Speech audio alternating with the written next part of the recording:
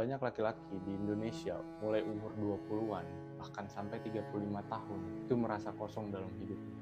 Di setiap bengong atau hisapan rokoknya, di dalam hatinya mereka bertanya-tanya, kalau gini terus gimana ya nanti gua? Atau gini-gini aja, orang lain kok pada mantep-mantep ya? Atau gua harus ngapain ya biar nggak gini-gini aja? Ya, khawatir atau takut akan masa depan dan tanggung jawab. Itu hal yang wajar dan hampir semua laki-laki di Indonesia termasuk gua merasakan hal itu.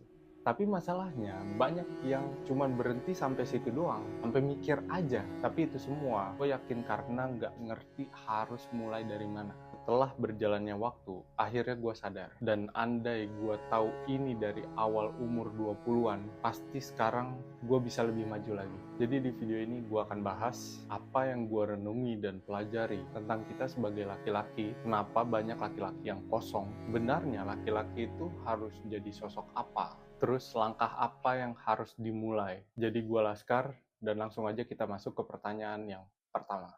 Kenapa banyak laki-laki yang kosong? Takut akan masa depan, tapi berhenti cuman sampai mikir dan kosong atau nggak tahu gimana cara menghadapinya.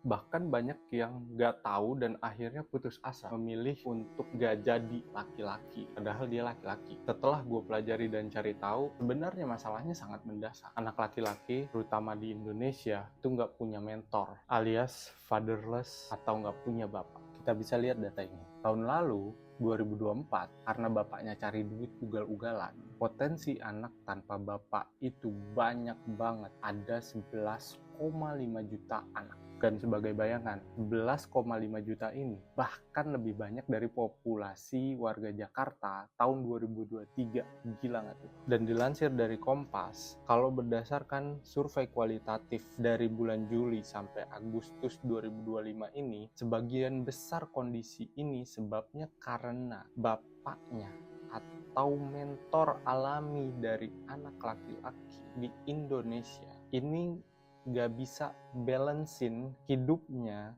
atau nggak tahu harus apa jadi laki-laki. Apakah emang cukup cuman cari duit aja sampai ugal-ugalan? Ya ternyata enggak. Kalau dipikir-pikir, nggak heran juga sih, karena bisa jadi bapaknya ini sebelumnya juga adalah anak yang fatherless juga, yang akhirnya ini seperti lingkaran setan yang nggak ada putusnya. Makanya laki-laki yang mulai gede di Indonesia kesannya terpaksa harus otodidak jadi laki-lakinya. Jadi nggak heran kalau banyak laki-laki yang kosong atau kebingungan, sampai akhirnya menjadikan sosok atau sesuatu yang salah itu menjadi panutan atau tuntunan dalam hidup sebagai seorang laki-laki. Karena keputusan itu, akhirnya banyak laki-laki yang berujung pada jalan yang salah. Dan karena jalan yang salah, akhirnya tujuan hidupnya kacau, chaos. Terus akhirnya bingung, kosong, kedepannya harus apa. Setelah kacau, ngulang lagi, bingung lagi. Apa memang laki-laki seumur hidupnya cuma cari duit aja? Terus cari duit juga buat apa? Itu kan, bingung, kosong, kedepannya harus apa. Untuk memutus rantai fenomena yang sudah mengakar ini, timbullah pertanyaan selanjutnya. Sebenarnya laki-laki itu harus apa sih? Oke, kalau kita lihat dari sejarah, laki-laki atau pria dewasa itu sejatinya sebagai sosok yang memberi makan, lalu pemberi naungan, dan juga pelindung bagi yang dia cintai. Dan dari segi agama pun, gue yakin kurang lebih juga sama, mau agamanya apapun. Kalau dalam agama Islam ada istilah qawwam yang menggambarkan laki-laki itu seharusnya seperti apa. Yang gak lain adalah harus jadi pemimpin atau role model, pelindung, pendidik, dan penanggung jawab. Dan dari semua itu, kita jadi tahu nih, mau dari sisi agama atau dari sisi sejarah, kita bisa lihat ada 5 kata kunci yang bisa kita jadikan sebagai 5 indikator laki-laki itu sebenarnya harus apa. Yang pertama adalah pemberi makan, yang kedua adalah pemimpin, yang ketiga adalah pendidik, yang keempat adalah pemberi naungan, dan yang kelima adalah penanggung jawab. Kalau kita ulik lagi ke belakang, penyebab fatherless tadi kebanyakan adalah karena laki-laki fokus cuman ngejar indikator pertama, yaitu sebagai pemberi makan tok. Sementara dari 5 indikator tadi, harusnya laki-laki laki-laki itu nggak cuma jadi pemberi makan tok, sibuk kerja kagak pernah kelihatan, hampir aja kayak Bang Toib kagak pernah kelihatan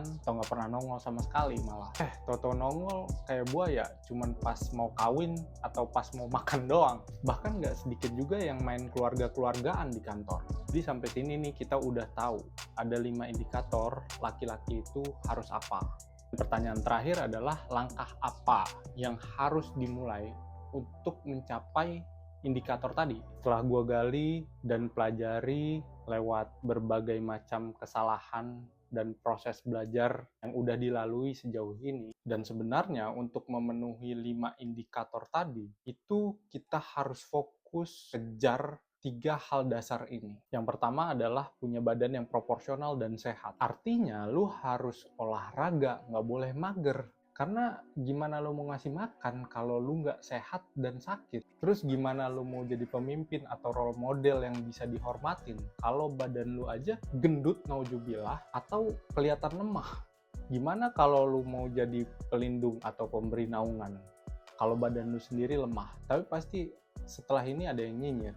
Kalau duit lu banyak, lu bisa kali pakai bodyguard atau pelindung. Ya nggak apa-apa sih, tapi perlu lu tahu di dunia ini faktanya adalah lu nggak bisa andelin siapapun untuk diri lu kecuali diri lu sendiri. Karena realitanya mau sebaik apapun lu, akan selalu ada orang yang nggak suka sama lu, bahkan nauzubillah cenderung untuk mencelakakan lu kalau situasinya mendukung. Sementara kalau lu punya tampilan badan yang proporsional, orang-orang juga pasti bakalan mikir lah kalau mau jahat sama lu. Terus gimana bisa lu jadi laki-laki yang sosok penanggung jawab kalau lu aja sendiri badannya gendut, sakit-sakitan, atau terlihat lemah? Gimana lu aja nggak bertanggung jawab atas badan lu sendiri? Nggak perlu bro, kita kayak si Bang Aderai, atau Bang Igets, atau Gary Ano. Nggak perlu lu yang sampai gede kayak gitu. Cukup perlu punya badan yang lean, terus ototnya terlihat, dah cukup, that's it. Dan kalaupun lu bisa punya badan kayak mereka tadi, ya bagus. Kecuali ya lu harus tempuh jalan-jalan yang tidak natural. Ya terserah sih, resiko ditanggung pemenang. Lanjut, punya skill spesifik dan pengetahuan yang luas. Ini penting banget nih. Dulu gue tuh selalu berpikir bahwa kita harus bisa segalanya, harus menguasai banyak hal, atau jadi generalis. Yang ujung-ujungnya kita memang bisa banyak hal tapi nggak mendalam, nggak ahli dalam bidang apapun. Kalau kalian ada yang berpikir sama, ya sebenarnya nggak sepenuhnya salah juga. Tapi sekarang gue berpikir ada yang miss dengan pemikiran tersebut. Kita tuh tetap harus punya satu skill yang memang kita ahli dan profesional di bidang tersebut, yang nantinya bakal jadi branding kita, penjelas kita itu siapa. Satu skill ini juga yang nantinya akan menjadi pegangan hidup kita untuk kita cari makan, bekal kita untuk dikenal sama orang lain, kita ini sebagai apa, yang dimana lu bisa memenuhi indikator nomor 1, nomor 3, dan nomor 4 yang tadi kita bahas sebagai laki-laki itu harus apa. Misal nih, misal kalau kita lihat figur di dunia nyata tuh kayak Ruben Amorim lah ya. Ruben Amorim tuh dia jago melatih, dia percaya diri dengan skillnya. Selain itu, dia tuh jago juga skill public speakingnya.